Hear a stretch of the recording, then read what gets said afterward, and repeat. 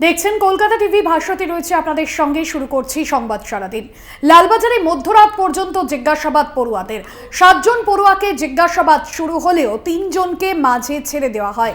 4 জনকে মধ্যরাত পর্যন্ত জিজ্ঞাসাবাদ। যে 4 জন পড়ুয়ার সঙ্গে তরুণী খাওয়া দাওয়া করে তাদের প্রশ্ন, ধৃত সিভিক ভলেন্টিয়ারকে হেফাজতে নিয়ে টানা জেরা। মৃতার সুরতহাল রিপোর্ট এবং ময়না তদন্ত রিপোর্টের বিশ্লেষণ। পুলিশের দাবি, মৃতার শরীরের কোনো হাড় ভাঙা নেই, শরীরের উপরিভাগে ক্ষত রয়েছে। ধৃতের ডিএনএ নমুনা পাঠানো হয়েছে পরীক্ষার জন্য। বিভিন্ন ফুটেজও খতিয়ে দেখা হচ্ছে। লালবাজারে গতকাল থেকে যে 7 জনকে ম্যারাথন জিজ্ঞাসাবাদ চলছে এবং দীর্ঘ এই জিজ্ঞাসাবাদের পর 3 জনকে ছেড়ে দেওয়া হলেও এই 3 জনকে কিন্তু আবারও আজ ডেকে পাঠানো হয়েছে। 4 জনকে এখনো পর্যন্ত জিজ্ঞাসাবাদ করা হচ্ছে।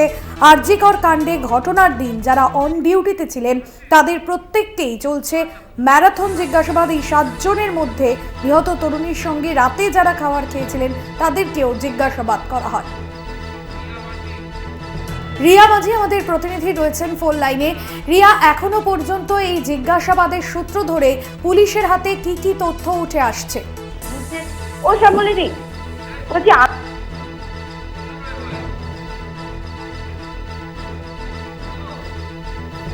আমরা আবারও যোগাযোগ করার চেষ্টা করব। লালবাজারের শীর্ষ পুলিশ কর্তারা রয়েছেন জিজ্ঞাসাবাদ পর্বে এবং এখনো পর্যন্ত যে খবর পাওয়া যাচ্ছে শরীরের উপরিভাগে কোনো ক্ষত রয়েছে। ধৃতের ডিএনএ নমুনা পাঠানো হয়েছে পরীক্ষার জন্য। বিভিন্ন ফুটেজও খতিয়ে দেখা হচ্ছে। রিয়া মাঝি আমাদের প্রতিনিধি রয়েছেন ফোন লাইনে। রিয়া, যে বিষয় জানার চেষ্টা করব, এই যে জিজ্ঞাসাবাদ পর্বে এখনো পর্যন্ত পুলিশের হাতে কি কি তথ্য উঠে এলো? দেখো, তোমাকে জানিয়ে রাখবো যে গতকাল যেটা আমরা দেখেছি যে একাধিক পড়ুয়া ডাক্তারকে তারা তলব করেছিল এবং তাদেরকে জিজ্ঞাসাবাদ করেছিল এবং ওই জিজ্ঞাসাবাদ কিন্তু দীর্ঘায়িত হয়েছিল প্রায় মধ্যরাত অবধি। এবং তারপরে দেখা যায় যে এই 7 জনের মধ্যে 3 জনকে ছেড়ে দেওয়া হয় এবং 4 জনকে বসিয়ে রাখা হয়, তাদেরকে ম্যারাথন জিজ্ঞাসাবাদ করা হয় এবং মধ্যরাতে তাদেরকে ছাড়া হয়। এই 4 জন কারা? যারা এই তরুণীর সঙ্গে রাত্রিবেলা তারা খাওয়া দাওয়া করেছিলেন নাইটে এবং অন ডিউটিতে ছিলেন। এই 4 জনকে কিন্তু ম্যারাথন জিজ্ঞাসাবাদ করা হয় এবং তাদেরকে প্রায় রাত 1টা-2টো নাগাদ তাদেরকে ছাড়া হয় এবং ফের তাদেরকে আজকে তলব করা হয়। আজকে কিন্তু মূলত এই 4 জনকে তলব করা হয়েছে, কিছু নার্সদের তলব করা হয়েছে যারা সেদিন অন ডিউটি ছিলেন এবং গ্রুপ বির যারা স্টাফ রয়েছে তাদেরকেও কিন্তু তলব করা হয়েছে এবং ইতিমধ্যেই অ্যাসিস্ট্যান্ট সুপার এবং এইচওডি যিনি চেস্ট মেডিসিনে তাকেও তলব করা হয়েছে এবং আজকে এদের প্রত্যেককেই তলব করা হয়েছে এবং হাজিরা দেওয়ার নির্দেশ দেওয়া হয়েছে। এবং পাশাপাশি তোমাকে জানিয়ে রাখবো যে সোশ্যাল মিডিয়ায় যে বিভ্রান্তিকর পোস্ট, সেই পোস্টের কারণেও কিন্তু মৃত্যু অগ্নি সহ একাধিক ব্যক্তিদের যারা পোস্ট করেছে, বিভ্রান্তিকর পোস্ট করেছে সোশ্যাল মিডিয়ায়, তাদেরকে তলব করা হয়েছে। একদমই ধন্যবাদ জানাবো। রিয়া মাঝি আমাদের প্রতিনিধি ছিলেন ফোন লাইনে।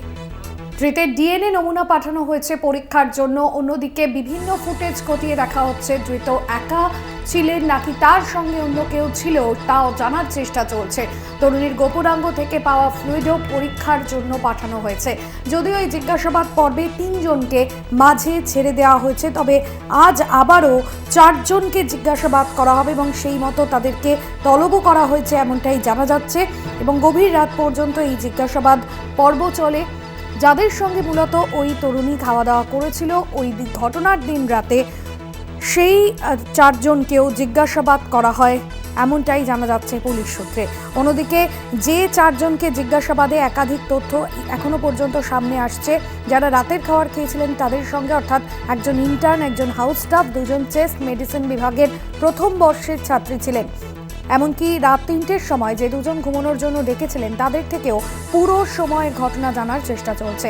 আরজিকর কাণ্ডে ধৃত সিভিক ভলেন্টিয়ারকে হেফাজতে নিয়ে টানা জেরা করছে পুলিশ।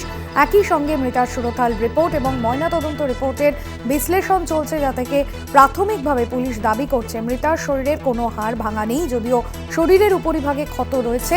প্রসঙ্গত, ঘটনার পর থেকে যে কোনো মহল থেকে যে দাবি করা হচ্ছিল যে তার পেলভিক বোন বা কলার বোন ভাঙা অবস্থায় পাওয়া গিয়েছে এবং যা থেকে বিভিন্ন আমরা দেখেছি বিভিন্ন সময় বিভিন্ন দাবি সামনে আসছিল, কিন্তু পুলিশের এই যে প্রাথমিক অনুমান এই বিষয়টি মোড় খানিকটা হলেও ঘুরিয়ে দিতে পারে বলে অনেকটাই মনে করা হচ্ছে। অন্যদিকে মৃত এই তরুণীর গোপনাঙ্গ থেকে যে ফ্লুইড পাওয়া গিয়েছে সেটাও কিন্তু পরীক্ষার জন্য পাঠানো হয়েছে।